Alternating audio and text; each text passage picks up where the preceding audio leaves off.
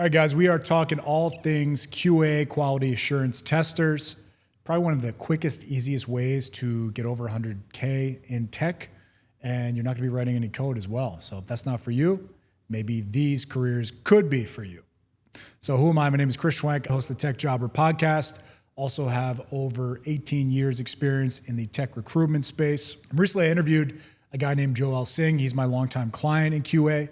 He has hired a ton of people off me. And in the interview, he talks about how QA is not dead.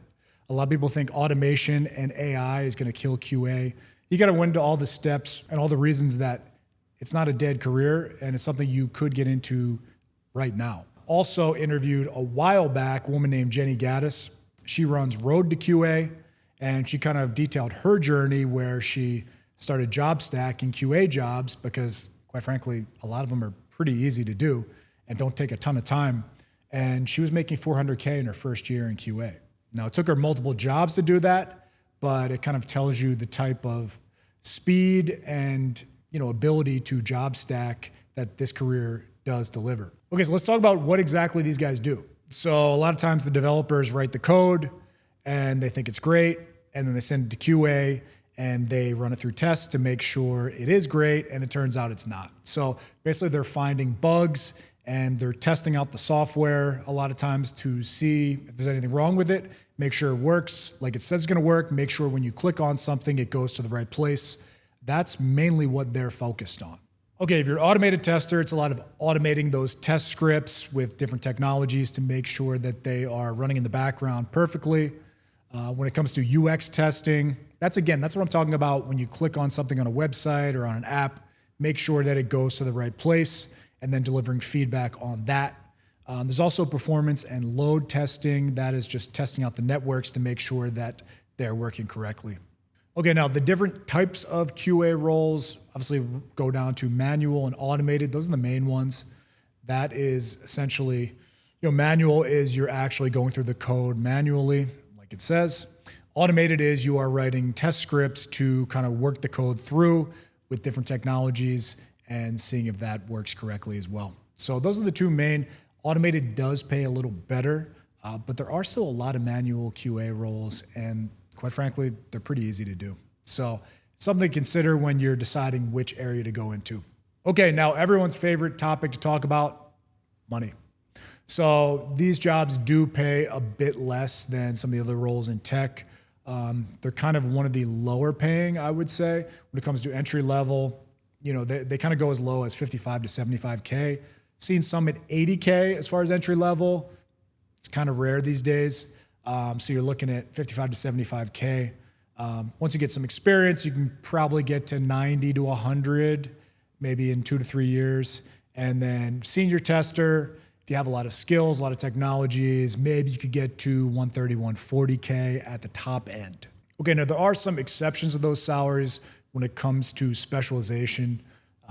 The right automated testing role can maybe go to 130 to 150, depending on the technologies you're using. There's also something called SDET, which is a role within the QA space. It's software development engineer in test. So basically someone that was an engineer that has moved to the test space so they can do a little bit of both. Maybe when they're testing the code, they can actually go in and change it on their own. Those do pay a little bit more. So I'd say top level, maybe 160, maybe even 180 at the right company. But obviously you need those development skills as well. When it comes to pure manual QA, you're not gonna be making as much as some of these other roles, but it kind of is a bit easier. So it kind of depends on what you're looking for. When it comes to hourly rates, I have some hourly QAs, making 65 to 70. I've seen as high as 80 an hour, which is pretty good when you consider that's about 160K a year, and you're stopping at 5 o'clock every day with the ability to take on other projects or other endeavors after 5 o'clock. So nothing's one-to-one. Sometimes the salary is, some of the director or executive levels pay a lot more, but you're working till 8 o'clock at night. So it kind of just depends on what you're looking for and what you value in a job and a role. Okay, when it comes to getting started in QA careers, well, the good news is you don't need a computer science degree or extensive coding experience. Really, you just need to have either get a start at anything entry level or you could maybe do a boot camp like Jenny Gaddis's that I mentioned. I've had a lot of people that I've sent to her boot camp that have had some great success. So that's always an option. Maybe if you're getting some mentoring or help on the side and they can get you a job, or you just apply to something very entry level, that'll be very low paying, but maybe you could scale up within that organization. It's a lot of analytical and problem solving skills that you're going to need, and attention to detail as well. Also good communication. Now you are going to be kicking back the code to the developers. So you need to do that kind of in the right way, because they're going to hate you when you say their code sucks, and there's going to be some battles there. So just take a little maneuvering from a personality perspective. But honestly, it's a pretty easy job, I have to say. Yeah, as far as additional certifications or courses, yeah, there's the ISTQB certification. That's probably the best one I've seen right now. A lot of people talk about that if you go to some other QA videos. Obviously, online courses like Jenny's Road to QA that I've helped people with. Okay, when it comes to one of the must-have skills, I would say nowadays when it comes to job descriptions that I'm seeing, it would be Selenium. I would get the basics down as far as that goes. You can learn them online for free, maybe YouTube's, maybe some kind of Udemy courses, stuff like that. Get those at the bare minimum, because a lot of job descriptions I'm seeing today do have Selenium. So don't show up unprepared when it comes to that, because it's going to disqualify you for a number of the open jobs that we have now. Also, build up a portfolio, document test cases, show your bug reports, have that for the interview. Bring your receipts on the interview. That could be the difference between you and someone else, especially the entry-level roles. If you've documented test cases, that's going to help you get the job. So definitely think about that. Also, one strategy I would say when you're starting out, look at small companies. Just try to get in that way.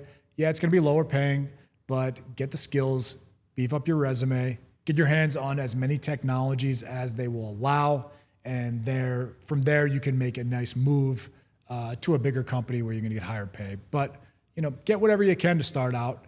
It's not going to be great. It's not going to be super high paying, but that next job will be decent paying. Okay, who should consider QA roles? Okay, well, one thing I would say, you have to be okay with a little confrontation, because the developers are going to be pissed every time you kick back their code and you say, hey, you have to do this again. So maybe even enjoy a little bit of that confrontation, because it is going to be a big part of the job.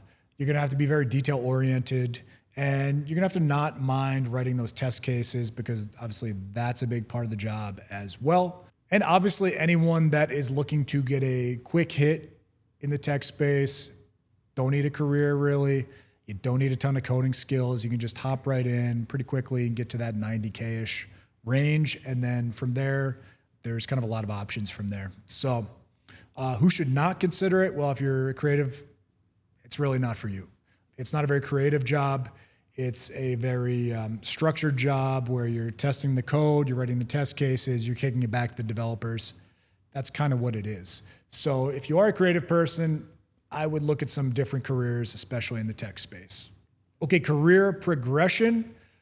It's not a whole lot of different paths you can take. You basically go from a junior to a mid-level to a senior tester, then you're at a lead, management, and then director level. And there's really, I have seen some VP of QA roles, but it is a bit rare. So I would say as you're going about that process, pick up as many technologies and skills as you can to kind of set yourself apart and maybe diversify your resume, because it's really just that straight ahead path.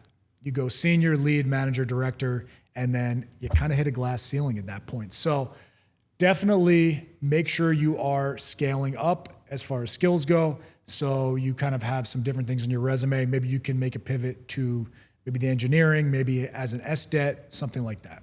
And when it comes to top level earning potential, the director level, you're making over 2 to 250K. Bonus benefits obviously varies. Highest level consultants I've seen in the QA space, maybe I have seen some automation architects in the QA space that are over 100 an hour. It's pretty rare, to be honest. You're looking more topping out at the 60 to 80 an hour. That's probably as much as I've seen for the most part. So just keep that in mind. If you're looking for the big money, it's not going to be here, but you can still make some pretty good money. And again, it's not that hard. So think about that. But once again, when it comes to the money, I would say automation definitely pays a lot more than manual. So make sure you are learning some of those automation skills like Cucumber, Selenium, things like that. That will set you apart and obviously put you over to the automation side. And that's where you can make a bit more money.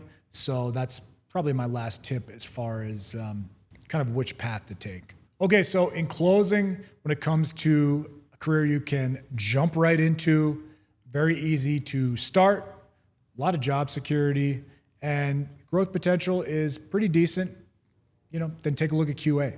I think it's done a lot of people I know really well. They've made some pretty good money, and they haven't exactly killed themselves either. So they might not like me saying that, but they know it's true. So check out my interview with Joel and Jenny Gaddis as far as learning about a little more about this space and some interview tips that they've gotten along the way. And if you're looking for a job, you can check out my Tech Career Accelerator, where we do everything for you as far as the outreach to open jobs, to get you in front of hiring managers and HR, to get you to the top of that pile when it comes to resumes. So if you have any interest in that, you can check my link below and set up a call. We can discuss a lot more. So that's all I got. Catch you guys next time.